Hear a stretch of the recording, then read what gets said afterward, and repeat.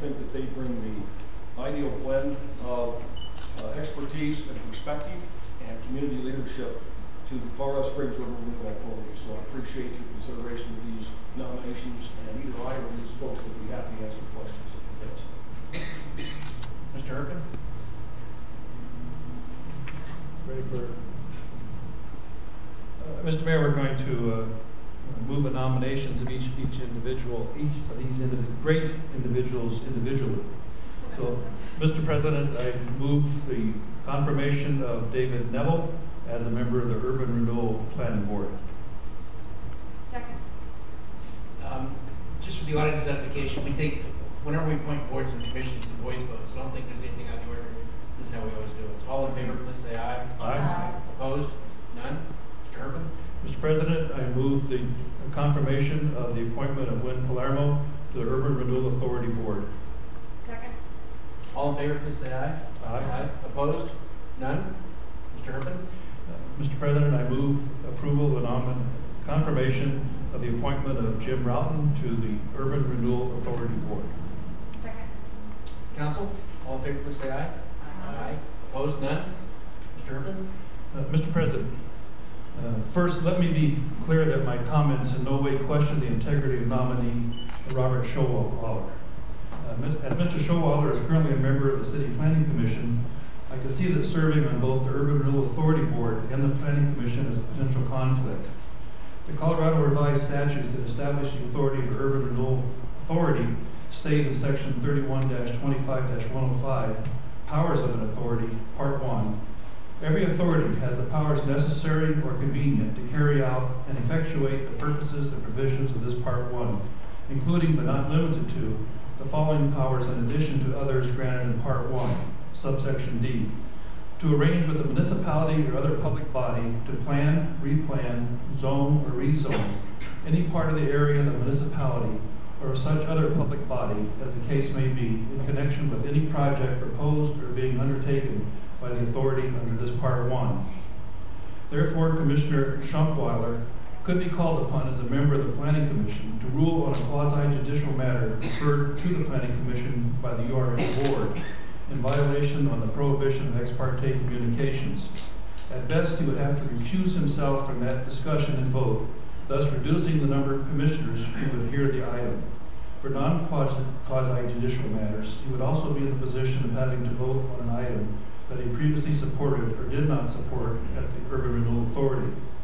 To relieve Commissioner Shonkwiler from having been put in the position where he was unable to vote on a matter, to help ensure that the Planning Commission is fully staffed, and to ensure that Mr. Shonkwiler's extensive experience is available to the URA Board, I would therefore move the confirmation of Mr. Shonkwiler's appointment to the Urban Renewal Authority Board contingent upon his resignation from the City Planning Commission.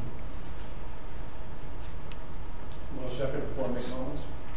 Sure, I'll see if there's a second for that motion. I'll second that. Mr. Mayor?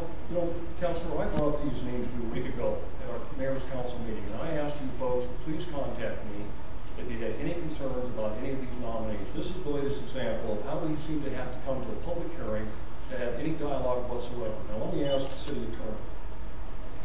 Mr. City Attorney, does Mr. Shonkwiler have a conflict of interest in serving the Planning Commission concurrently with serving on the Colorado Springs River Renewal Authority? And whether or not he does, how would you then state Mr. Hette's position as President of City Council concurrently serving as a member of the Colorado Springs River Renewal Authority? I think that there is a potential for a conflict of interest, but that the potential would only be realized in a particular case before the Planning Commission or before the Urban Renewal Authority. I think it would be appropriate and lawful for Mr. Shonkwiler to serve on both the Commission, the Planning Commission, and the Urban Renewal Authority, so long as he would recuse himself as a Planning Commissioner when matters from the Urban Renewal Authority came before the Commission. This is the same process that council members follow when they are involved either personally in developments or business activities that come before city commissions, or when council members have been involved in matters as a member of a board that then come before council. So my understanding is that Urban Renewal Authority matters generally come to the Planning Commission as a very small percentage of the Planning Commission docket. of the entire planning commission docket.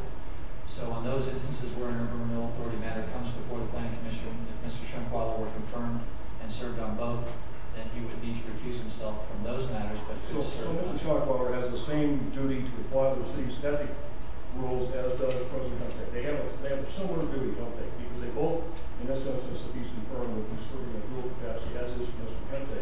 And the reason, if I could just add, the reason that I asked Mr. Shonkwiler to do this is because of his very special experience in Boulder, in urban renewal. I think that's unique on our group of board members.